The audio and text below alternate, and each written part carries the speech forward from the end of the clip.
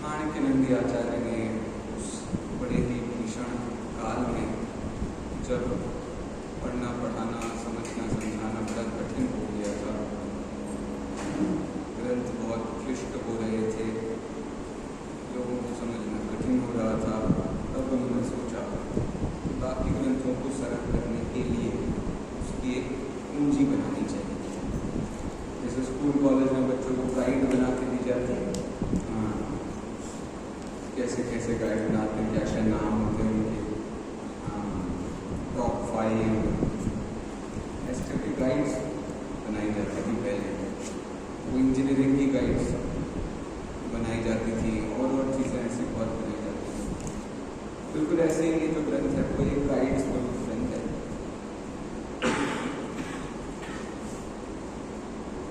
इसमें मुख्य मुख्य बातों को जोड़ करके बात उसी के अंतर्गत हम प्रमाण के स्वरूप पर थोड़ी सी बात करेंगे। सबसे पहला सूत्र हमने पढ़ा था स्वापूर्वार्थ व्यवसायात्मकम ज्ञानम प्रमाण। अब देखिए जैन दर्शन में कितने ज्ञानों को प्रमाण माना जाता है? जैन दर्शन में कितने ज्ञानों को प्रमाण माना जाता है? कितने ज्ञान, आपने कितने ज्ञान है अपने पास? बस वही ये 5 ज्ञान हैं। कौन कौन से? मति ज्ञान, ज्ञान, अभिज्ञान, अनावरे ज्ञान। इन 5 के 5 ज्ञानों में प्रमाणपना है कि नहीं है? प्रमाणपना मतलब सत्यपना है कि नहीं है? तो ये 5 ज्ञान सत्य होते हैं कि नहीं होते हैं? तो जरा इस परिभाषा पर आप एक एक ज्ञान को लगा के देखते हैं, ठीक है? सबसे पहले लेते हैं मति ज्ञान। मति ज्ञान किसे कहते हैं? बोलो, कौन बताएगा? मति ज्ञान किसे कहते हैं? बच्चों को कंपटीशन कराते हैं, मैं भी आपको कंपटीशन कराऊंगा। अधूरी परिभाषा नहीं चलेगी जरा। हाँ, अब ठीक है, मन भी चाहिए क्योंकि बिना उसका सम्यक दर्शन नहीं होगा। सम्यक दर्शन नहीं होगा तो मति ज्ञान सम्यक कैसे हो जाएगा? तो इंद्रिय और मन के निमित्त से होने वाले बहुत ही अल्प ज्ञान को मति ज्ञान कहते हैं, ठीक है? चलो अच्छी बात है। अब वो ये बात यहाँ कैसे घटेगी? यहाँ पहले सूत्र लगाएंगे, पहले सूत्र में बात घटेगी कैसे? मतलब मति ज्ञान स्वयं से होता है। अभी तो आप कह रहे थे इंद्रिय और मन के निमित्त से होता है, लेकिन स्वयं से होता है कि नहीं होता? ये इंपॉर्टेंट बात है। मति ज्ञान के निमित्त इंद्रिय और मन बताए जाते हैं। इंद्रिय और मन से मति ज्ञान नहीं होता, वो तो आत्मा की पर्याय है। जैसे उदाहरण के तौर पर कई बार हम बैठे होते हैं, दुकान में बैठे हैं और हमारे सामने से 10 चीजें चली गई, लेकिन अब हमको पता ही नहीं चल रहा है कि कौन सी चीज चली गई, कहाँ चली गई। फिर कोई आता है और हमसे पूछता है भैया अभी यहाँ से कोई ये भला भला व्यक्ति गया क्या? तो हम क्या कहते हैं? मेरा ध्यान नहीं था, आंखें तो खुली थी, आंखें हैं बटन हैं, ऐसा कहते हैं। आंखों के अंधेरे नाम है सुख। तो ऐसे लोग मजाक का उड़ाते हैं जब आपकी इंद्रियां तो चालू हैं लेकिन तत्काल उस जगह पर उपयोग नहीं गया है। ऐसी परिस्थिति को हम क्या कहते हैं? तो ऐसी परिस्थिति में हमारा मति ज्ञान नहीं लगा। तो हम मन में कुछ सोच रहे थे तो आंख का काम नहीं हो पाया, हम मन में कुछ सोच रहे थे तो कान का काम नहीं हुआ। अब ये काम चींटियों के साथ नहीं हो सकता। ऐसे चींटियों का ध्यान भंग नहीं होता। क्यों क्यों नहीं होता है? तो तीन तो इंद्रियां, तीन इंद्रिय जीव है चींटी। अब या तो वो हाथ पैर से अपने कुछ काम कर रही होगी, या वो खा पी रही होगी, या ना। बेस्ट लाइफ है चींटी। ऐसे लोग देखे मैंने, बेस्ट लाइफ है चींटी। क्यों भाई साहब? देखो कितनी मेहनत करती है, पूरा बिल बना लेती है। चींटियों पर भाई MBA की रिसर्च होती है। हमने पूरा का पूरा एक सेमिनार सुना था इस बात के लिए।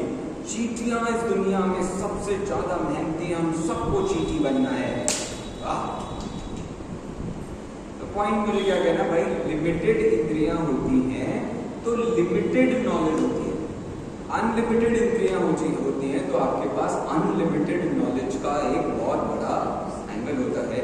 अब आप नहीं लो, आपकी मर्जी है, तो अगले जन्म में नहीं मिलेगी इंद्रिय। क्या खेल यही होता है ना, दुनिया कैसे चलती है। हम सब पुनर्जन्म मानने वाले लोग हैं भाई साहब। पुनर्जन्म वाले आदमी को ये बताना बिल्कुल कठिन नहीं है हम कहाँ अपनी जिंदगी डाल रहे हैं। बड़ा सरल होता है ये बताना, ठीक है। सबसे पहले क्या हुआ, मति ज्ञान की परिभाषा पर हम बात कर रहे हैं और वो ज्ञान प्रमाण है कि नहीं, उस पर विचार कर रहे हैं, ठीक है। मति ज्ञान की क्या परिभाषा बताइए पापा जी, मेरे से बताओ। इंद्रिय और मन के निमित्त से होने वाले ज्ञान को मति ज्ञान कहते हैं। अब वो स्व से होता है कि नहीं होता, तो उसके लिए हम उदाहरण दे रहे थे भाई, इंद्रियों से नहीं होने वाला है, मन से नहीं होने वाला, वो तो केवल निमित्त है। होगा कैसे? स्वयं से ही होगा, बाहर से नहीं होगा। दूसरा क्या है? अपूर्वार्थ। मति ज्ञान में कभी अपूर्वार्थता होती है? अपूर्वार्थ का क्या मतलब बताया था? फ्रेशनेस। तो कितना फ्रेश होता है भाई? सुबह से नहाते क्यों? वो इंद्रिय और मन के द्वारा आपके उस नहाने नाम की क्रिया से जो फ्रेशनेस आ रही है वो मति ज्ञान में ही आ रही है। आपके खाना खाने से जो फ्रेशनेस आ रही है वो मति ज्ञान से ही आ रही है। और फिर क्या होता है भाई? बहुविध क्षिप्र अनिश्रित ध्रुव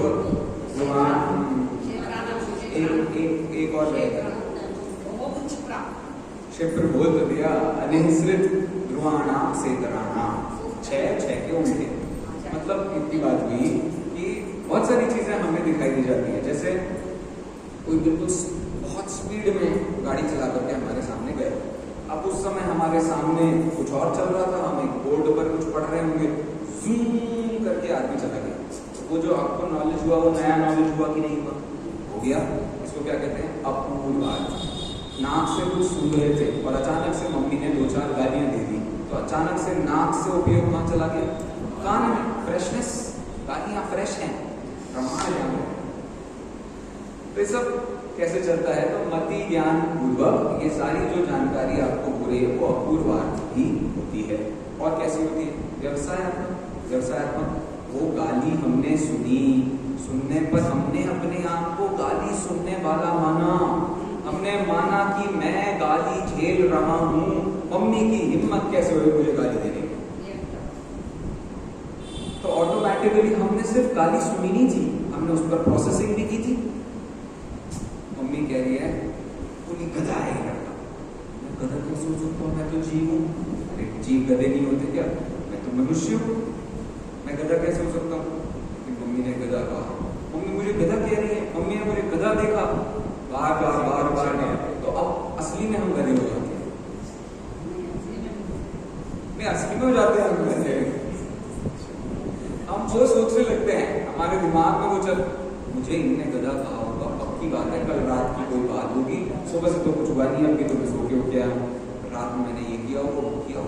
जबरदस्ती सिर्फ अपने आप को गधा पहले स्वयं में सिद्ध करते हैं, फिर स्वयं ही दुखी होते हैं। तो ये जो एंगल है ये क्या है भाई? ये मति ज्ञान की व्यवसायत्मकता है। इस दृष्टि से मति ज्ञान भी कैसा होता है? प्रमाण ज्ञान होता है, ठीक है। मति ज्ञान। अगला इसके बाद कौन सा? श्रुत ज्ञान। अब बताओ श्रुत ज्ञान में ये लक्षण कैसे घटित होगा? श्रुत ज्ञान कहते किसे हैं पहले वो बताओ? क्या कहते हैं श्रुत ज्ञान परिभाषा? नहीं, गिफ्ट मिलेगा आज। मति ज्ञान पूर्वक होने वाले विशेष ज्ञान को श्रुत ज्ञान कहते हैं। अभी इतनी टेक्निकल लैंग्वेज में मत जाओ आप, सीधा सीधा श्रुत ज्ञान का मतलब क्या होता है? ये पढ़ना, ये पढ़ के जो आपको बात समझ में आ रही है उसको हम श्रुत ज्ञान कहते हैं, ठीक है। अब जिनवाणी पढ़ी, बहुत सारी जानकारी हो गई। अब वो जानकारी क्या जिनवाणी पढ़ के नहीं हुई थी?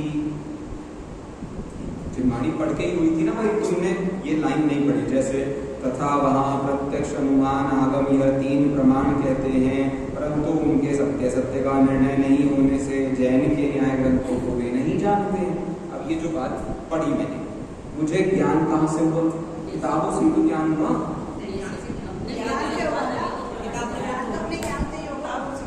तो वही बात हुई, पर कभी भी ज्ञान का कारण नहीं होता है, क्योंकि पढ़ तो क्लास में 10 लोग रहे, पढ़ तो क्लास में 10 लोग रहे, समझ में किसके आता है? गिने चुने 2-4 होते हैं जिनके कुछ समझ में आ जाता है। इसीलिए श्रुत ज्ञान कैसे होता है? स्वयं से होता है। अपूर्वता का क्या मतलब होता है? भैया ऐसा ग्रंथ बताओ जो हमने पढ़ा हो। हर बार हमें यही चाहिए पड़ता है, समय साथ हम डेली अब बस हो गया भाई, जिंदगी से पढ़ रहे हैं, अब बस, अब नहीं पढ़ सकते। और ये कोई नया ग्रंथ बताओ भाई, तुझे नहीं पता चल रहा है, अपने लाइफ एक्सपीरियंस को ध्यान में रखते हुए तो समय सार पढ़, वो अपूर्वार्थ बन जाएगा। लेकिन नहीं भैया, कुछ नया ले आए भैया, परीक्षा मुख हो गया अपूर्वार्थ, एक नया ग्रंथ सुनने को मिला, अपूर्वार्थ, ठीक है। फिर कैसा होना चाहिए? व्यवसायत्मक होना चाहिए। यहाँ पढ़ रहे हैं और घर पे मम्मी की याद आ रही है, पोएम पढ़ रहे हैं बहुत बढ़िया सी, Jack and Jill went up the hill, तो याद किसको कर रहे हैं? मम्मी। अरे जैक एंड जिल हिल पर पहुंच गए, कभी भी गिर सकते हैं, वहां ध्यान ही नहीं है, पॉइंट समझ रहे। तो हम ग्रंथ पढ़ रहे होते हैं। अधिकतर ऐसे लोगों के साथ बहुत दिक्कत। हमारी दादी थी, आज तो मेरे उनकी बड़ी महिमा आती है, लेकिन उनके साथ में ये बहुत होता था। वो हर बार यही कहती थी, हमारे घर पर बहुत बड़ी लाइब्रेरी है, जितनी बड़ी दीवार है ना, इतनी पूरी दीवार पर लाइब्रेरी है, मतलब बहुत ग्रंथ हैं।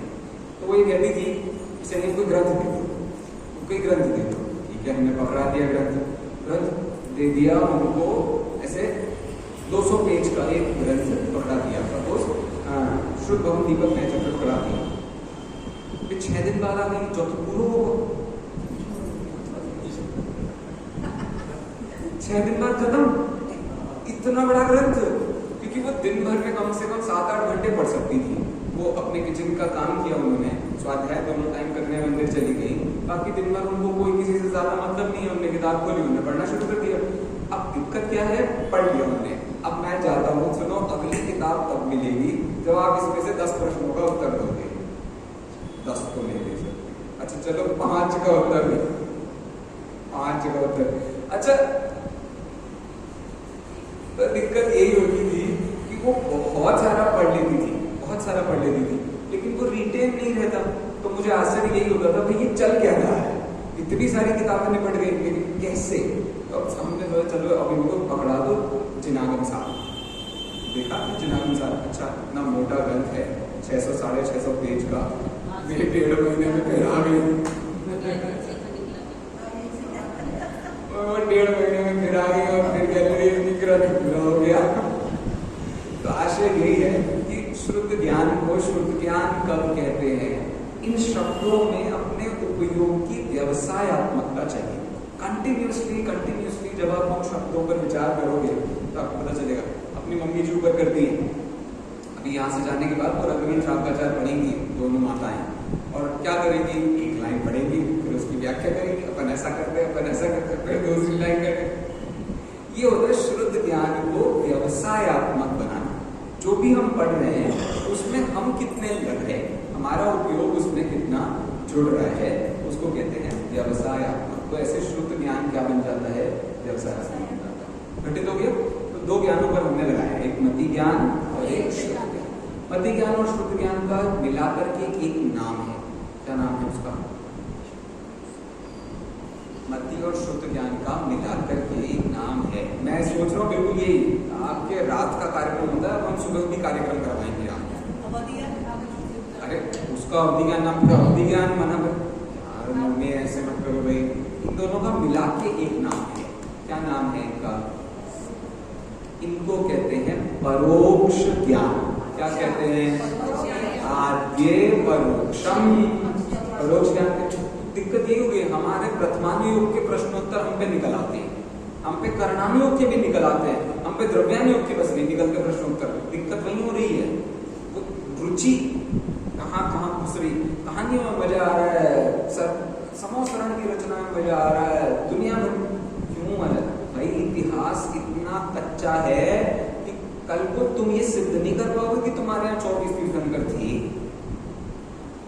सिद्ध करने की बात चल रही है, क्योंकि ये सारी जानकारी तो केवल पुराणों से चल रही है। अब पुराणों पर क्या वेरिफिकेशन है? पुराणों में 10 जगह उन्होंने डायलॉग लिखे हैं।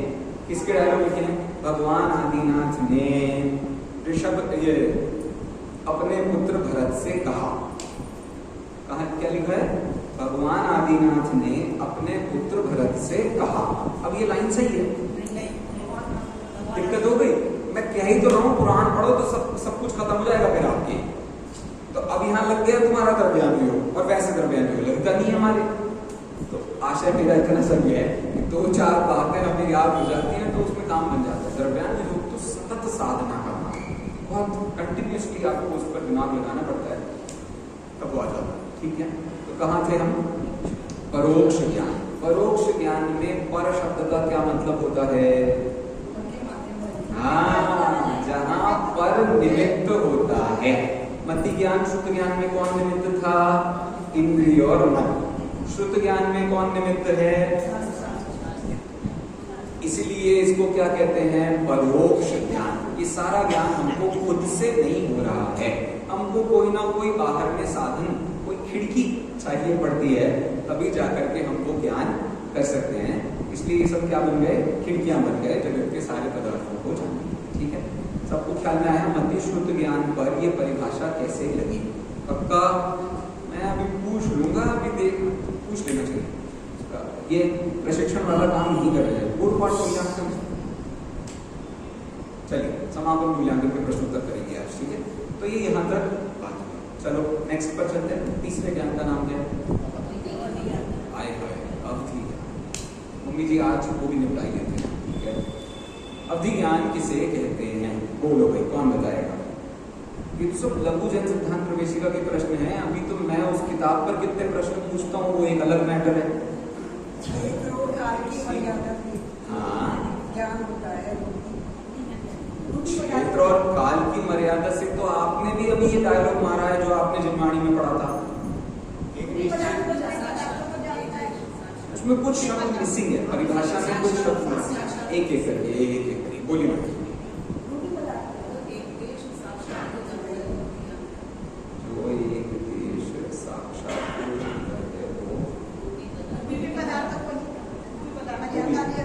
इंपॉर्टेंट है, रूपी पदार्थ भी चाहिए।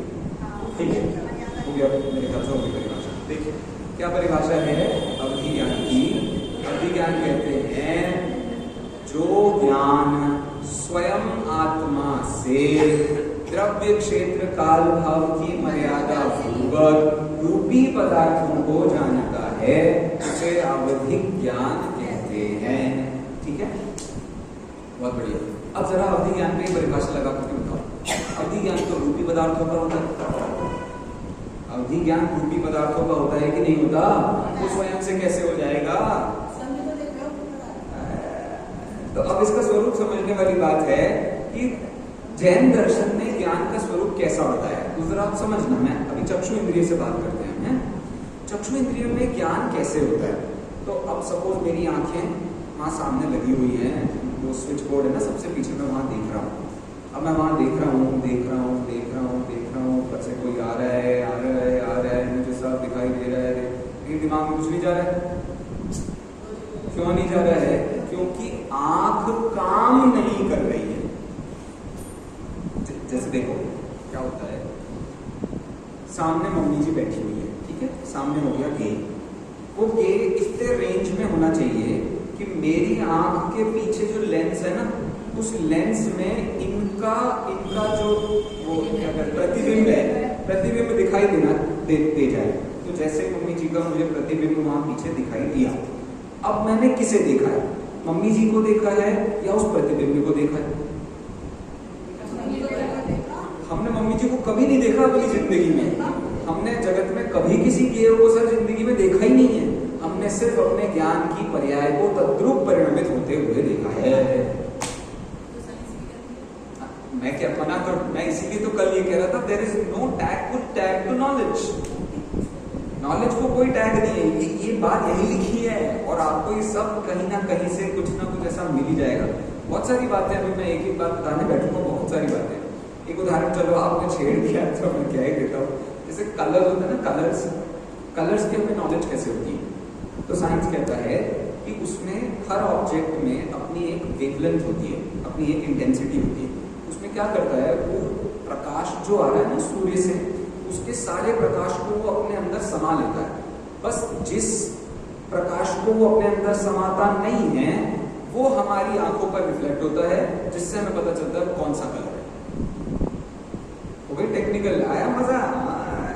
अभी जैन दर्शन पढ़ रहे थे, वो तो कठिन लग रहा था, साइंस तो जान ले रही है बिल्कुल, कोई बात नहीं। तो यहाँ मेरा आशय इतना सा था कि जगत के सारे पदार्थों में कभी हम गेयों को वैसा जानते ही नहीं कि जैसे वो हैं, फिर भी बड़े होशियार बने घूमते। पॉइंट समझ रहे हो आप? कुछ नहीं जानते हम दुनिया में, कितना जानते हैं। मैं भैया का नाम जानता हूँ, अक्षर है, इनका मैं नाम जानता हूँ अक्षर। डेली क्लास में बिल्कुल टाइम पर आ जाएंगे, मैं इतना जानता हूँ इन्हें। कैसे भैया बातों पर बढ़िया ध्यान से सुनेंगे, जब मुस्कुराना होगा मुस्कुराएंगे, जब थोड़ी सीरियस बात चल रही होगी बिल्कुल ऐसे ऐसे सोचते मिल जाएंगे। कितना जानता हूँ मैं, इतना जानता हूँ मैं कौन है, कहाँ से आया, क्या करता है, क्या इसका बैकग्राउंड था, बचपन में क्या सीखा, आज क्या पढ़ते हैं, कुछ नहीं पता। और घूमते कैसे? ऐसे। क्यों घूमते हैं? मंदिर में कैसे आ गए तुम? कौन हो तुम? जैन हो? बताना जरा नमोकार मंत्र। क्या भाई, जबरदस्ती हम इतने समझदार बने घूमते हैं। क्यों? क्योंकि हमें सामने गेय मिल गया है, तो अब हमें लगता है ज्ञान हो गया। तो मैंने जाना, मैंने किसी आदमी को गलती करते हुए जाना। दुनिया में जब टेररिस्ट्स को इतनी गालियां मिलने लगी ना, तो फिल्म इंडस्ट्री को ये विचार आया भैया ये टेररिस्ट की कहानियां दिखानी पड़ेंगी। तो आपको बैंडिट क्वीन ऐसी लड़ती मारती दिखाई नहीं देगी, आपको उसकी यातनाएं देखने को मिलती भाई इसने कितना सहन किया अपने जीवन में। फिर ऐसे और कौन है, और भी बहुत सारे टेररिस्ट पर, ओसामा बिन लादेन, उस पर भी पिक्चर बहुत सारी बनी है। भाई ओसामा बिन लादेन बना कैसे, आया कैसे, कहाँ से उसकी कहानी, पूरी कहानी दिखाई जाएगी आपको। ऐसा हुआ था, ऐसा हुआ था, ऐसा हुआ था। फिर उसने सोचा भैया मैं तो अपनी जिंदगी में सिर्फ एक ही काम करूंगा। कौन सा काम करूंगा? जिसने मेरे देश को यातनाएं दी है मैं उस सारे देशों से बदला नहीं। क्या गलत किया भाई? रावण ने यही किया था। पता आपको रावण ने यही किया था? रावण जब बचपन में अपनी माँ की गोदी में बैठा था मुंडी हिल रही है अभी साइंस में, तो मुंडी रावण कहाँ चल रहा है कोई नहीं। तो रावण के जीवन में क्या हुआ था, बचपन में वो बेचारा ऐसे बिल्कुल सड़े सी झोपड़ी में रहा करता था। कोई बेचारे के पास में कुछ नहीं था जब वो पैदा। अरे मैं बता रहा हूँ, सुनो तो ध्यान से। अब क्या परिस्थिति हुई थी, झोपड़ी में मतलब किसी के आश्रय से रहता था, उसका बेचारे के खुद का घर नहीं था, उसके पिताजी का घर नहीं था। क्या परिस्थिति बनी मैं वो बताता हूँ। तो अब वो वहां पर अपने घर में पड़ा हुआ है, ठीक है, वहां गोदी में लेटे लेटे वहां आसमान में देख रहा है। मम्मी देखो तारा टूटा, तारा टूटा। तो मम्मी कहती कोई तारा वारा नहीं टूटा है। मम्मी के चेहरे पर बहुत गुस्सा आ गया, बहुत आक्रोश आ गया। मैंने कहा, उसमें ऐसे लेटा था ऐसा बढ़िया, उठ के बैठ गया। मम्मी क्या हो गया, आपको तो गुस्सा क्यों आ रहा है? अरे ये राजा मधु है, इस राजा ने तेरे दादा को हराया था और पूरा का पूरा तेरा इतना बढ़िया राज्य हरण कर लिया था, पूरी तुम्हारा सब कुछ खत्म हो गया, तभी जाकर के तुम्हें ऐसे रहना पड़ रहा है। मेरी माँ की शक्ल पे आंसू कैसे आया? अब मैं उस राजा के पास बदला निकालने जाऊंगा। वो गया और बहुत भारी युद्ध हुआ। युद्ध में भी उसके पास मौका था। राजा मधु से युद्ध चल रहा है और राजा मधु तत्काल, बड़ी फेमस कहानी है राजा मधु की। राजा मधु वहां लड़ते लड़ते उन्हें वैराग्य हो गया, युद्ध करते करते भाई साहब। कभी हुआ अपने लाइफ में ऐसा भी, हम डिबेट कर रहे हैं, लड़ रहे हैं, चीख रहे हैं और अचानक से हमें वैराग्य की प्राप्ति हुई? ऐसा होता है? कुछ नहीं होता भाई। हम बहुत ही मेरी बात दुनिया में गलत कैसे हो सकती है? मैंने कितने घंटों सोचा है इस बात पर। नहीं, सामने वाला तो बस अपनी देख के कह रहा होगा, सही बात है, उसकी तो थोड़ी बुद्धि में कुछ जाता है। फिर आ गया, फिर ऐसे करके राजा वो जीत गए। फिर उन्होंने आसपास के सारे क्षेत्रों पर विजय प्राप्त किया, वो बन गए अर्ध चक्रवर्ती। तो अब लक्ष्मण ने क्या सोचा? लक्ष्मण को विकल्प आया था। अब विकल्प आया था भाई, एक तीर दो निशान। कौन कौन से दो निशान है? एक तो अपनी भाभी को वापस ले आएंगे, मतलब कि हम अर्ध चक्रवर्ती बन जाएंगे। क्यों? क्योंकि अर्ध चक्रवर्ती जिसने अर्ध चक्रवर्ती को जीता वो अर्ध चक्रवर्ती बन गया। अब देखो, जीतने पर तो आप अर्ध चक्रवर्ती बन सकते हो, लेकिन क्या लक्ष्मण का पुत्र भी अर्ध चक्रवर्ती था? क्या भरत का एक भी पुत्र 6 खंड का विजेता था? मैं कह रहा हूं दुनिया इतनी ही बेकार है। आज तक चक्रवर्ती का पुत्र चक्रवर्ती नहीं हुआ, आज तक तीर्थंकर का पुत्र तीर्थंकर। हम क्या समझते हैं भाई, क्योंकि मेरे पिता बड़े आदमी है इसलिए हम जेल से छूट जाएंगे। कितने दिन, कितने घंटे, कितने मिनट, कोई हिसाब किताब नहीं है भाई साहब।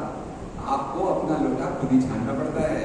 जिस दिन मुझे बात समझ में आई उस दिन पापा के प्रभाव से बाहर निकलना पड़ेगा, नहीं तो संयम भैया तेरी बुद्धि में कुछ नहीं जाएगा। कब तक तू पापा के नाम पर पूरा देश घूमता रहेगा? तो ऐसा करके वो सारे विचार ग्रेजुअली आते हैं, तब आपको समझ आता है भाई कोई जगत में किसी का तो साधारण पुराण आपको समझा रहा है, लेकिन ये बात सुनकर के आपको मायूसी भी हो सकती है, आपका वैराग्य बहुत कच्चा भी हो सकता है। यदि द्रव्यानुयोग का बल नहीं होगा कि सच में वास्तव में दुनिया में ऐसा ही होता है। शाम को अपन इस विषय पर बात करेंगे कि हम कर्मों के साथ इतने घिरे हुए हैं, कर्म हमारे साथ इतने लगे हुए हैं कि कर्म वास्तव में हमें चला रहे हैं कि नहीं चला रहे। ये कर्मों का हिसाब, हम कर्मों को चला रहे हैं, कर्म हमें चला रहे हैं, सारा जितना भी हिसाब है उस पर हम शाम को बात करेंगे। बड़ा इंटरेस्टिंग टॉपिक है, ठीक है। चलो अभी फिलहाल हम किस विषय पर बात कर रहे हैं? अवधि ज्ञान पर। ये परिभाषा कैसे घटित होगी? तो अवधि ज्ञान कैसे होता है? रूपी पदार्थों का होता है, लेकिन रूपी पदार्थों से नहीं होता, स्वयं से ही होता है। इसको तो जगत में और किसी माध्यम की भी जरूरत नहीं। देखो, मैंने चक्षु इंद्रिय से इस व्यक्ति को देख लिया, अब इस व्यक्ति के भवांतरों को मैं किसी इंद्रियों से जान सकता हूँ? उस ज्ञान का नाम है अवधि ज्ञान। तो अवधि ज्ञान के द्वारा हम जगत में बहुत सारी ऐसी चीजों को जान जाते हैं जो कभी भी हमारे इंद्रिय मन की विषय नहीं होती हैं। अब ये अवधि ज्ञान बताओ व्यवसायत्मक होता है कि नहीं होता है? व्यवसायत्मक का मतलब मुझे अवधि ज्ञान से इसके भवांतर पता चल गए। मैंने ऐसे भी विद्वानों को सुना है जो कहते हैं अवधि ज्ञान जब होता है ना उसके बाद याद ही नहीं रहता क्या जाना हमने। कैसे हुआ? मैं यही कह रहा हूँ। तो आशय ये हुआ अवधि ज्ञान से मुझे पता चल गया संभव भैया पिछले जन्म में देव गति से, मुश्किल है थोड़ा पंचम काल में नीचे गिर गया, तो संभव भैया किसी देव गति से यहाँ आए, पता चल गया मुझे। अब ये पता चलने पर वो जानकारी का मैंने क्या किया? वो जानकारी का इस्तेमाल किया। इससे मैंने देखा देखो कितने सज्जन बच्चे पैदा होते हैं कि जनरली सेकंड बॉर्न्स देवगति से ही आते हैं, मुझे ऐसा लगता है। सेकंड बॉर्न समझ गया? दूसरा जो बच्चा होता है ना वो देवगति से ही आया होता है। क्यों? ऐसा क्यों होता है? क्योंकि उसे घर में ऑटोमेटिकली 3 आदमियों का प्रेम तो मिलना ही मिलना है। बात समझ रहे हैं आप? लेकिन दिक्कत क्या हो जाती है, उसको सिर्फ 3 का ही मिलता है। जो फर्स्ट बॉर्न होता है ना उसे देश भर का मिलता है। देश भर का मतलब पूरी गली भर का मिलता है।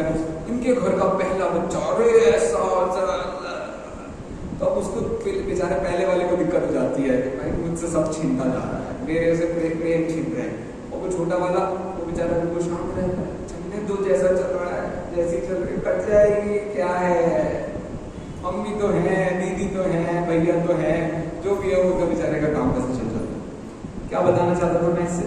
व्यवसायत्मकता। व्यवसायत्मकता मतलब अवधि ज्ञान भी इन सारे बहुत सारे ज्ञानों को करके ऑटोमेटिकली मुनिराज जब उपदेश देते हैं कि भाई पिछले जन्म में तू ये था, अब ये जो उपदेश दिया है वो तुम अतिशुद्ध ज्ञान से ही दिया है, ये थोड़ी अवधि ज्ञान से दिया है। इसलिए अवधि ज्ञान का जाना भी आपकी धारणा में रहता है, तभी उसका हम कोई कार्य कर सकते हैं।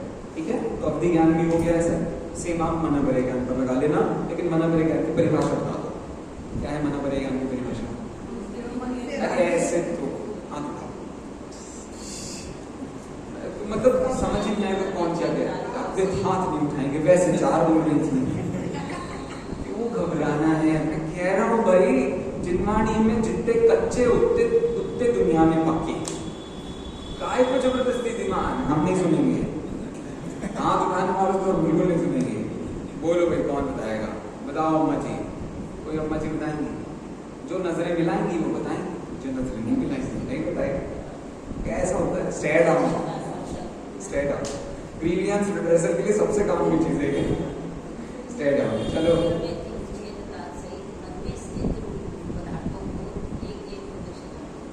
अब देखो, पता था उनको, उनका कॉन्फिडेंस देखो कितना, उन्हें पता था कि संयम भैया कहेंगे गलत, फिर भी उन्हें जवाब। हिम्मत करने वाले की कभी हार नहीं होती है।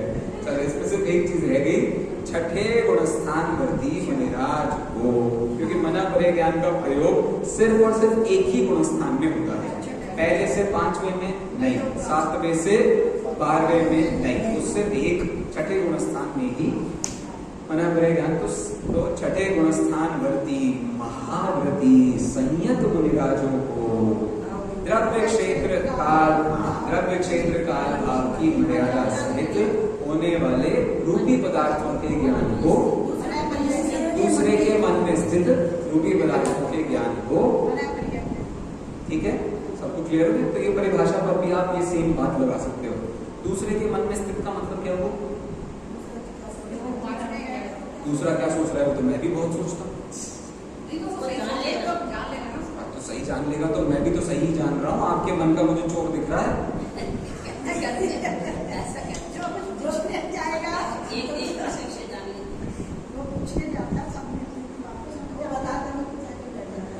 देखो ऐसा होता है, मना परे ज्ञान कैसे काम करता है, जरा थोड़ा उसका प्रैक्टिकल यूज देखो आप। अब यहाँ सपोज मुझे मना परे ज्ञान प्रकट हो गया है, सपोज ज्यादा जरूरी है, सपोज मुझे मना परे ज्ञान प्रकट हो गया, अब संभव आया और वो कह रहे हैं भैया आप बताओ कि दीदी मुझे इतना परेशान क्यों करती है? तो अब उसकी दीदी तो यहाँ पर अभी उपलब्ध है नहीं। अब मैं वो दीदी यदि मैंने पहले देखी होंगी तो मुझे पता होगा कि वो किस प्रकार के जीव हैं, कैसे दिखते हैं या क्या होगा, तो मैं डायरेक्ट कहाँ पहुंच जाऊंगा? उनके मन पर।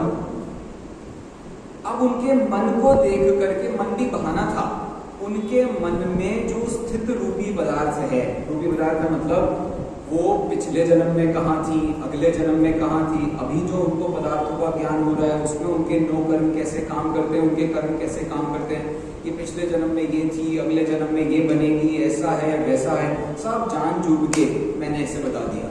क्या बता दिया? बेटा दीदी तुझे इसलिए परेशान करती है क्योंकि तू बहुत मस्ती करता है, इसलिए परेशान नहीं करती क्योंकि वो खराब है। क्यों? 4 बुद्धियों में सभी जीव रहते हैं, कौन खराब कौन अच्छा? भाई मुझे तो इसका दिल रखना था, मैं रख दिया। तो पॉइंट क्या हुआ? मना परे ज्ञानी क्या करते हैं, वो सामने पदार्थ ना हो तो भी उस पदार्थ के संबंध में उसके मन में स्थित वस्तुओं को भी भूत भविष्य वर्तमान का जान लेते हैं। ये उनकी महिमा इस बात से मानी जाती है। ठीक है, उस पर भी ये सारे घटित हो जाएंगे। अब प्रश्न सिर्फ मेरा एक बचा, वो बचा केवल ज्ञान। केवल ज्ञान स्वयं से होता है कि नहीं होता है? किसी को कोई डाउट नहीं है, केवल ज्ञान स्वयं से ही होता है। केवल ज्ञान व्यवसायत्मक होता है कि नहीं होता है? व्यवसायत्मक मतलब उस ज्ञान का कोई यूज होता है कि नहीं होता है? बहुत होता है, व्यवस्था पदार्थों का ज्ञान करते करते करते। अब मुझे इतना बता दो, क्या केवल ज्ञान में कभी भी कोई नया ज्ञेय जानने में आता है? सारे जानने में आ रहे हैं, तो फिर अपूर्वार्थ कैसे होगा? केवल ज्ञान फ्रेश कैसे होगा? खा लो।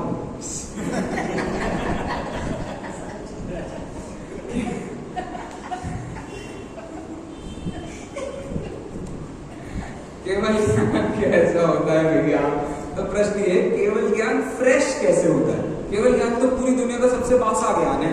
बासा ज्ञान मतलब सारे ज्ञों को जान रहा है, कोई नया ज्ञ है ही नहीं जानने को। भाई साहब केवल ज्ञान भी फ्रेश होता है। कैसे होता है फ्रेश, बताओ मम्मी जी। कौन सी ऐसी पर्याय, पर्याय भी सारी जानते हैं हर समय? नहीं, पर्याय भी तो हमेशा जानते हैं। अच्छा एक बात बताओ, आदिनाथ भगवान ने अभी ये जो भविष्य की पर्याय है ये पहले ही नहीं जान ली? तो मैं बदलती रहती वो भी तो हर बार जानते हैं, वो समझ नहीं रहे। जैसे इस समय की वर्तमान काल की पर्याय है, ठीक है। इस वर्तमान काल की पर्याय में भगवान आदिनाथ, भगवान महावीर की पर्याय जानते थे कि नहीं जानते थे? अपने प्रवचन में कब ये संयम नाम का लड़का यहाँ आएगा, क्या टाइम पास करेगा, ये इसकी हरकतें क्या होंगी, वो सब जानते हैं कि नहीं जानते? तो अब हर बार ही सब कुछ ही जानते हैं ना, वो तो नया कुछ कहाँ हुआ? कौन सा परिणाम? अभी मेरे समझ आ नहीं पाया, 10 तो क्यों हो जाएगा भाई? जैसे अभी प्रेजेंट है तो वो अभी पर्याय को प्रेजेंट रूप जानते हैं, और ये जो अभी नेक्स्ट पर्याय होगी तो वो ये वाली पर्याय को पास्ट रूप। क्या नाम है भैया आपका? लवी। लवी बहुत ही बढ़िया, क्या बात है। थोड़ा सा भाषा को थोड़ा चेंज करना पड़ता है तो आवाज तो बात सही पकड़ने लगती है। तो क्या है भैया? हाँ, केवल ज्ञानी प्रति समय होने वाली अनंत पर्यायों को और अनंत द्रव्यों को जानता है। लेकिन कैसा जानता है? तो भगवान महावीर, भगवान आदिनाथ की बात कर रहे थे हम। भगवान आदिनाथ जिस समय अपना धर्मोपदेश दे रहे थे उस समय वो संयम भैया की पर्याय को कैसे जानते थे? भविष्य की दृष्टि से। और आज आदिनाथ भगवान ऊपर बैठे हैं और संयम भैया वर्तमान में क्या पढ़ा रहे हैं उसे कैसा जानते हैं? वर्तमान में जानते हैं। तो वर्तमान भूत हो जाता है, भविष्य वर्तमान हो जाता है। यही उनकी अपूर्वार्थता है। पॉइंट ध्यान में आया? तो मैंने आपके मना नहीं की थी, बात रखनी पड़ती है थोड़ी वैसी भाषा में तो बात समझ तो कोई नहीं हुआ। इसीलिए ज्ञान होने पर भी ज्ञान की अभिव्यक्ति के माध्यम इतने अलग होते हैं कि हम बच्चे से प्रेम जाहिर कर रहे हैं, उससे गुस्सा लग रहा है कि गड़बड़ ऐसे हो जाती है। वही गड़बड़ अब भी यहाँ हो गई है। वो हमारे नहीं खेकड़ा के बच्चे जो दोनों, उनके साथ रहते रहते उनकी भाषा भी धीरे धीरे एडजस्ट हो गई थी। वो चले गए हैं तो वो अभी फिलहाल चलो। तो बहरहाल पांचों ज्ञान प्रमाण होते हैं, ये बात हमें अभी यहाँ पर समझ में आई। दुनिया में ऐसा कोई ज्ञान नहीं है जिस पर आप प्रमाणता का विचार करो और इन 5 में से वो कोई ना हो तो गारंटी से पांचों के पांचों ज्ञान प्रमाण कहलाते हैं। ठीक है, तो ऐसा करके आप सारे जितने आगे के सूत्र हैं सब पर पांचों ज्ञान लगाते जाना। तो जहां न लगे वहां पूछ लेना। तो मैंने एक पर सैंपल आपको लगाकर बताया। ठीक है, तो कल हमारी बात यहाँ तक पूरी हुई थी कि भैया ज्ञान कैसा होता है? तो स्वापूर्वार्थ व्यवसायात्मकम ज्ञानम ब्रह्म। क्या फायदा होता है भैया इस ज्ञान को जानने का? दूसरा सूत्र सुनाओ, क्या था दूसरा सूत्र? बोलो।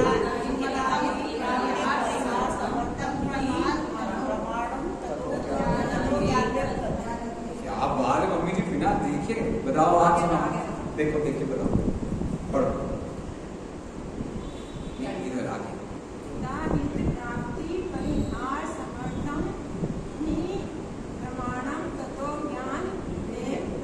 शाबाश, बहुत बढ़िया। लवी भैया पढ़िए। समर्थम, बहुत बढ़िया। तो अब ये जो सूत्र है, इस सूत्र का साधारण सा अर्थ क्या था? कौन बताएगा? अक्षर भैया बताएंगे। हित की प्राप्ति और अहित का परिहार। हाँ, और जो समर्थ होता है वो ज्ञान की प्रमाण। सीधी बात है भाई, अपना लोटा छानना चाहिए। जो ज्ञान हमारा लोटा न छान सके और हमारे अहित को दूर न कर सके वो ज्ञान किसी काम का नहीं होता। अपन सब वैसे ही बिजनेस माइंडेड लोग होते हैं। कैसा होना चाहिए भैया ज्ञान ने?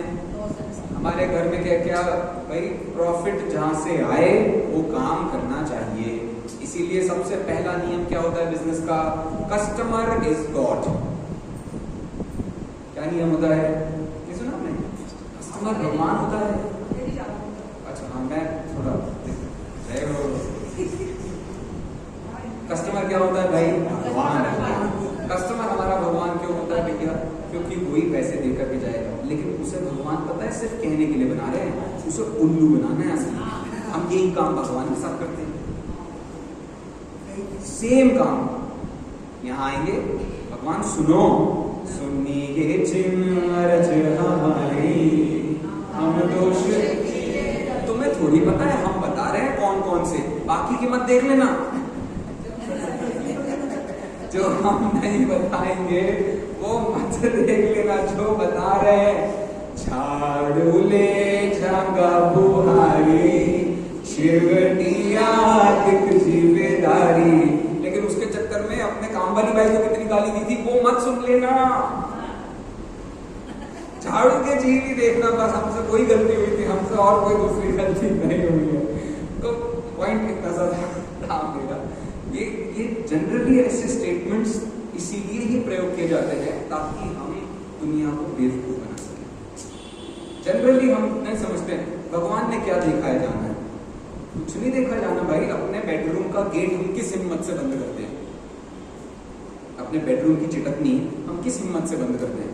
यही सोच करके ना कि कोई देख ना ले, कोई नहीं, अनंत देख रहे हैं तुम्हें। ये विचार आपको चिटकनी लगाने के बाद आ जाए, सोचो कितना बड़ा काम है। वैराग्य की प्राप्ति से इसे क्या सम्यक दर्शन, भैया सम्यक दर्शन हो गया, ये सब में क्या रखा हो। इसलिए जब तक गृहस्थ होते हैं तब तक ही चिटकनियां, कोई मुनिराज चिटकनी में मिल जाए बस हड़ो हड़ो भैया भाई साहब।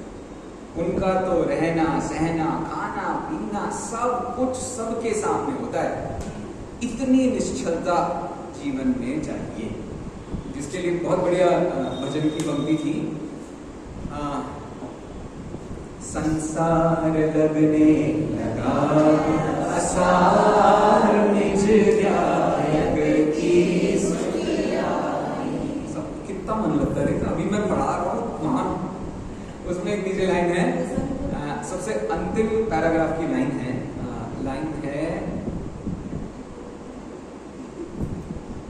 केश लोच करके एक लाइन नहीं है,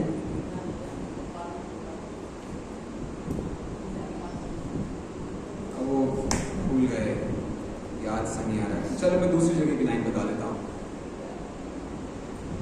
कच लोच दरत न डरत परिश सोद निज ध्यान में। कहाँ से बोली मैंने ये लाइन? सब बोल रहे हो।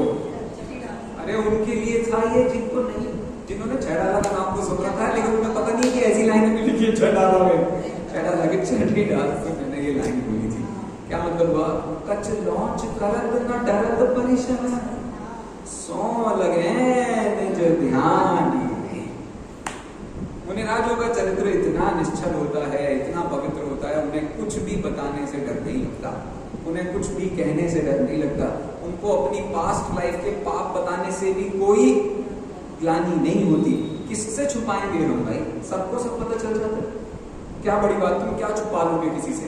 तो बार बार बच्चों से भी मुझे ये बात कह जानी पड़ती है। बच्चे सोचते हैं भैया को हम गलत बहाना दे देंगे तो हमारा काम बन जाएगा। भैया ने भी बेटा इतने ही दिए हैं, उन्हें भी पता क्या नई बात है, थोड़ा बहुत 19-20 हो जाएगा, 5 मिनट में 10 मिनट लग जाएंगे उस बात को समझने के लिए कि क्या कह रहा है। लेकिन वही वाला विचार है, हित की प्राप्ति और अहित के परिहार में जो समर्थ होता है वही ज्ञान प्रमाण होता है, अन्य और कुछ भी प्रमाण नहीं है। ठीक है, यहाँ तक हमारी बात हो चुकी थी। कल हमने एक विशेष सूत्र पर बात प्रारंभ की थी, उस सूत्र पर जल्दी से बात करते हैं और फिर हम पूरा करेंगे। ठीक है, निकालिए, चलो हम लोग ये पढ़िए।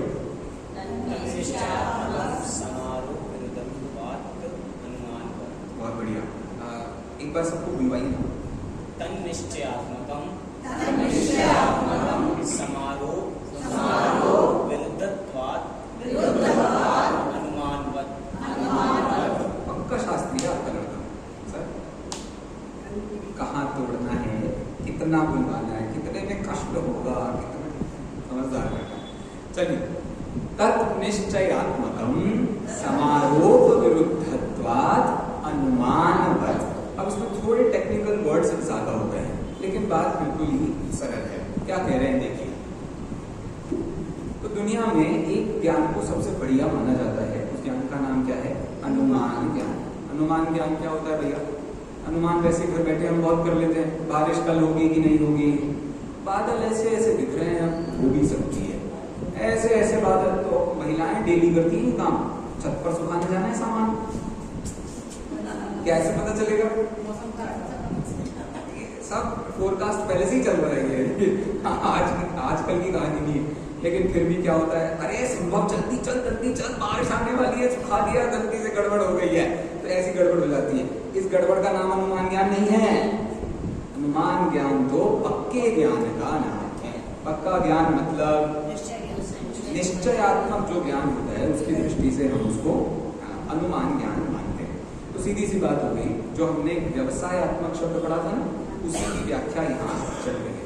अच्छा बताओ, कोई व्यक्ति संशय में है, कोई व्यक्ति संशय में है, तो संशय में होने वाला व्यक्ति बिल्कुल धड़ल्ले से कोई काम कर सकता है? मैं यदि संशय में हूँ कि भाई मुझे सपोज यहाँ आ रहे हैं, तो मेरे सामने दो ऑप्शन आए, सपोज कि मैं दिल्ली भी जा सकता हूँ और मैं कलकत्ता भी जा सकता हूँ। अब मेरे पास दो ऑप्शन आ गए, ऐसा कुछ हुआ नहीं था, मैं उदाहरण दे रहा हूँ। उदाहरण जल्दी मेरे को याद नहीं आते हैं, इसलिए जल्दी जल्दी बनाने पड़ जाते हैं। तो आप बिल्कुल सुपर तेज, सुपर मॉम्स। चलो, तो मुझे दिल्ली भी जाना है और मुझे कलकत्ता भी जाना है। बताओ, अगर मैं इस भ्रम में रहूंगा, इस संशय में रहूंगा कि मुझे दिल्ली भी जाना है, कलकत्ता भी जाना है, मैं किसी भी ट्रेन में बैठ जाऊंगा, मैं पहुंच जाऊंगा ना? तो सीधा सा हिसाब होता है, पक्का ज्ञान संशय की अवस्था में नहीं होता है। अच्छा चलो, अनध्यवसाय का मैंने आपको कल अर्थ बताया था। अनध्यवसाय का क्या मतलब होता है? नहीं, वो तो संशय है, ये है कि ये है, तो संशय होगा ना। दो चीजें आपके दिमाग में, कुछ है, पता नहीं चला भैया क्या है, कुछ है, होगा कुछ वाले ज्ञान को कहते हैं अनध्यवसाय। ठीक है, अब होगा कुछ वाले ज्ञान में आप कुछ पक्का पता चला, होगा कुछ ही कह रहे हो तो पक्का ही नहीं हुआ ना कि हमने क्या जाना, तो उसको निश्चयात्मक ज्ञान नहीं कहा जाता है। तो दो का निपटारा हो गया। लेकिन आप समझ लो भाई, दुनिया में विपर्य ज्ञान इतना मार्केट में फेमस है और इसमें लोग बहुत ही खुले दिल से प्रवृत्ति करते हैं। विपर्य ज्ञान का क्या मतलब होता है? उल्टा ज्ञान। जगत कैसे चलता है? जगत प्रेम से चलता है। आप जब लोगों को प्रेम देंगे तो आपको लोगों से प्रेम मिलेगा, इसी का नाम मिथ्यात्व है। भाई ये प्रेम तुम दुनिया से कर रहे हो, दुनिया से प्रेम का मतलब राग द्वेष है। राग द्वेष उपादेय नहीं होते, हेय होते। अब लोग ये विपर्य ज्ञान लेके जिंदगी भर घूमते रहते, सिर्फ इस दिखावे में कि लोग हमें अच्छा समझें। लेकिन लोग भी तो रागी द्वेषी हैं, और उन रागी द्वेषियों में दो चार आपसे ज्यादा रागी द्वेषी है, तो बेटा जान ले जाएंगे भी तुम्हारी। जैसे एक बच्चा रागी द्वेषी होता है, क्या करता है वो? मम्मी ने कल मैंने अपना होमवर्क पूरा कर लिया था ना, मम्मी ने रात में चॉकलेट दे दी थी। अब मैं आज क्या करूंगा? होमवर्क पूरा करूंगा, चॉकलेट मिलेगी। होमवर्क पूरा करूंगा, चॉकलेट मिलेगी। मम्मी एक स्टेप आगे। कौन सा एक स्टेप आगे? सुन बेटा, पढ़ाई अपने मन से की जाती है, चॉकलेट के लिए पढ़ाई नहीं की जाती। और भाई मेरी चॉकलेट चली गई, तो फर्स्ट सेकंड क्लास तक तो बच्चे के बहुत नंबर आए, बाद में 10 साल तक वो फेल होता रहा। क्यों? क्योंकि मम्मी की वो जो ट्रिक थी ना, उसके चक्कर में बेचारे का काम फेल हो गया। तो मतलब ये होता है, जगत में ऐसा ही होता है।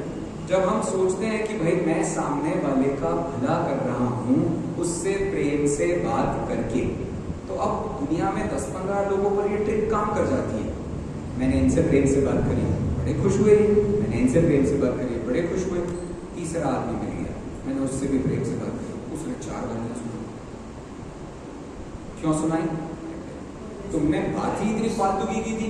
मैंने बहुत प्रेम से कहा, भाई साहब आपको कुछ समझ में नहीं आता है क्या?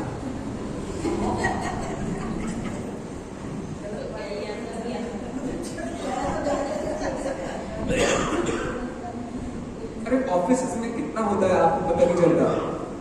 जैसे जब हम लोग अपने प्रोजेक्ट प्रपोजल्स दिया करते थे तो खड़े होकर के हम बढ़िया प्रेम से बता रहे हैं कि ये ऐसा होता है, ये ऐसा होता है, ये ऐसा होता है, इसमें ऐसा भी हो जाता है, इसमें ऐसा भी हो जाता है। उस इतने प्रेम से हम सारी बातें समझा रहे हैं, हमने बहुत दिमाग लगाया, उसमें बहुत रिसर्च करी। सामने से वो हमारी कंपनी का हेड खड़ा होता है और वो कहता है कि क्या पागलपन है, और वो मुझे नहीं डांटता है, वो मेरे बॉस को डांटता है। क्या कहता है, अरे ये वाले प्रोजेक्ट में कोई बेनिफिट नहीं है, जबरदस्ती क्यों करवाया तूने ये काम। तो अब मेरे पूरे के पूरे 10-15 घंटे की पूरी नौकरी को मैंने इतना सारा काम किया, सारा का सारा काम पानी में चला गया कि नहीं चला, क्योंकि वो पूरा का पूरा एरिया खत्म हो चुका है, उसमें कोई नहीं है दुनिया भर में काम करने वाला, और ये काम मुझे करते करते समझ में नहीं आया। तो जाकर के मैं प्रोजेक्ट दे भी रहा हूँ, मैं बता भी रहा हूँ, और टीचर को पता भी चल रहा है भाई ये बिल्कुल फालतू बातें कर रहा है, इसमें कोई दम नहीं। तो अब दिक्कत कहाँ हो जाती है, जब बच्चे इतने समझदार हो जाते हैं, उन्हें पता चल जाता है टीचर कितना गधा है। हमारे मतलब कहने में अच्छी बात नहीं है, लेकिन कॉलेज में ऐसा बहुत हुआ करता था। आपके भी होता होगा, जो टॉपर्स होते हैं उन्हें पता होता है कौन से वाले टीचर से पढ़ना है, कौन से वाले टीचर से क्वेश्चन नहीं पूछना है। घर आके भी यही होता है, मम्मी से ये वाली बातें ही करनी है, ये वाली नहीं करनी है, पापा से ये वाली करनी है, ये वाली।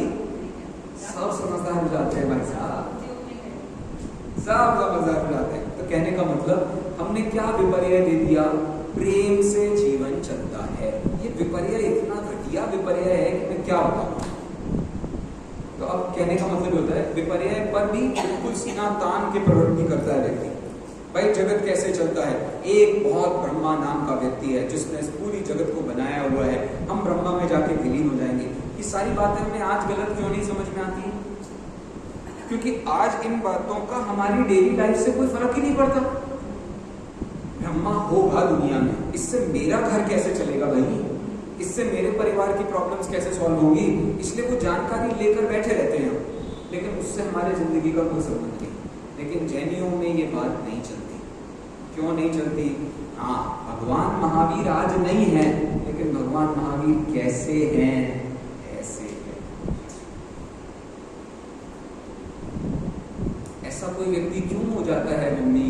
मम्मी को जवाब देना पड़ेगा, बेटा भगवान भगवंतता महंतता वीतरागता से आती है, जगत को उल्लू बना के नहीं आती है। अब वो आपके डे टू डे लाइफ में काम आ रहा है। कृष्ण जी की कहानी आप सुन लोगे तो आपको ऐसा लगेगा आप संत हो, मजाक नहीं कर रहा हूं मैं। नेमिनाथ के भी आप कुंवारेपन की कहानी पढ़ो, आपको लगेगा भाई बिल्कुल ही मतलब हम लोग लाख गुना अच्छे हैं, चाहे कितने घटिया काम कर लें। भाभियों को जितना परेशान किया ना नेमिनाथ ने, आज तक कृष्ण ने इतनी लीलाएं नहीं रचाई होंगी। हरिवंश पुराण आप पढ़ोगे तो उसमें आपको ये कहानियां पढ़ने को मिलेगी। लेकिन अरे माता जी, कहानी तो कहानी होती है, मतलब रावण की कहानी सच्ची और नेमिनाथ की कहानी अतिशयोक्ति। वाह, पुराण तो पुराण है, वो सब कुछ ही अतिशयोक्ति है। लेकिन सब कुछ पुराण के आधार पर यदि आप ये मान करके चलो मैं राम की तरह जीवन जीऊंगा, वो भी अतिशयोक्ति ही है। ये पुराण हमें कितने इंपॉर्टेंट लगते हैं, इनसे हमारी जिंदगी चलती है, ये हमारे जीवन में उदाहरण के काम होते हैं। यदि हम पुराण नहीं पढ़ेंगे तो हमें महान पुरुषों की कलाएं नहीं सीखने को मिलेंगी। अरे तुम महान नहीं बन पाओगे यदि तुम दूसरे को महान मानते रहोगे, ये कब सीखोगे? पूरे टन राम जी तुम्हारे दिमाग में चलेंगे, तुम कभी ये नहीं समझ पाओगे कि तुम्हारी कौन सी इच्छाएं हैं, तुम्हारी कौन सी लाइफ है। बार बार जब लोग आदर्शों की बात करते हैं, मुझे यही डर होता है, मुझे यही दुख होता है भाई, आदर्श के चक्कर में ये व्यक्ति अपने आर्ष को भूल जाएगा। आदर्श इतने बनाने हमको लाइफ, भैया कोई तो आपका आदर्श होगा, भैया किसी व्यक्ति जैसा तो तुम बनना चाहते होगे। क्यों ये कहना कम था, अशरीरी सिद्ध भगवान आदर्श ये सारे विचार इस बात को बताने के लिए हैं, जगत का हम आदर्श बनाते हैं सिर्फ टेम्पररी लाइफ को बढ़िया बताने के लिए। बहुत बेकार, बहुत ही बेकार काम है। आपने लक्ष्य इतना छोटा सा बना रखा है, क्या तुम बेहतर होगे लाइफ में भाई? तो इस पूरे दृष्टिकोण से ये समझ में आता है भाई कौन सा ज्ञान सच्चा होता है। संशय ज्ञान सच्चा नहीं, अनध्यवसाय सच्चा, विपर्यय सच्चा ज्ञान कौन सा होता है? जो निर्णयात्मक हो, जिससे गारंटी से हित की प्राप्ति हो और अहित का परिहार हो। यही ज्ञान पक्का है, परमानेंट है। ये जिंदगी में आपको हो गया तो आपको कभी किसी के आगे भीख नहीं मांगनी पड़ेगी, आपको कभी किसी के आगे नहीं जाना पड़ेगा, क्योंकि जीव द्रव्य से उसका जीवत्व कोई नहीं छीन सकता, भले वो अपने जीवत्व के साथ झगड़ा करते हुए कितने ही बार निगोद चला जाए। आज हम क्यों नहीं अपने जीवन का कल्याण कर पा रहे हैं?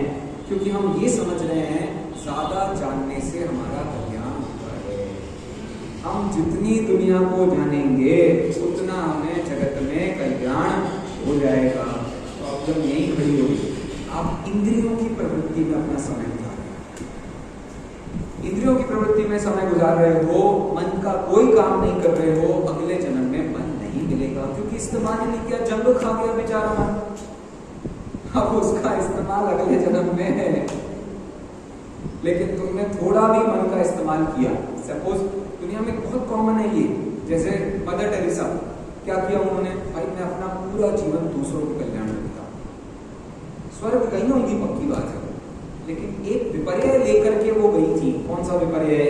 मैं दूसरों के लिए ही अपना जीवन दूंगी, दूसरों के लिए जीवन दो तो अच्छी गति मिल जाती है। लेकिन सच्ची गति का क्या करेंगे? तो वो सच्ची गति तक हम नहीं पहुंचे, अच्छी गतियों में लगे रहे, तो यही प्रॉब्लम होता है। कौन सा प्रॉब्लम होता है? हम सच्चे और अच्छे इनके बीच का डिफरेंस खो देते हैं। तो जनरली हमारी लाइफ अच्छे बुरे अच्छे बुरे अच्छे बुरे के इर्द गिर्द घूमती है। तो मेरा आप सबसे निवेदन है, कृपा करके अपनी लाइफ को अच्छे बुरे से बाहर निकालें और सच्चे और मिथ्या, सच्चे झूठा, झूठा कहना थोड़ा वैसा हो जाता है, सम्यक और मिथ्या पर तो अपने आप आपको समझ में आएगा कि हम क्या कर रहे हैं, क्यों कर रहे हैं, उसका क्या यूज है और कब तक उसका इस्तेमाल होगा। इस मंगल भावना से आप सभी सूत्रों का अच्छे से पाठ करें, तो कल वही सबको सूत्र याद हो जाना चाहिए। एक बार सब 2-4 बार मिल करके पढ़ लो एक साथ, बोलिए।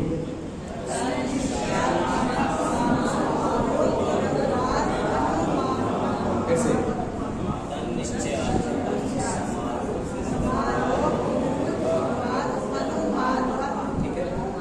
ये जो मैंने संशय विपर्य अनध्यवसाय बताए थे वो कहाँ है इस सूत्र में?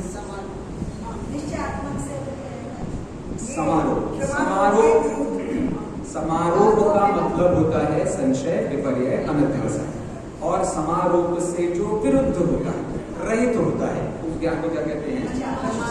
निश्चयात्मक शब्द पहले सूत्र के कौन से शब्द से संबंधित है?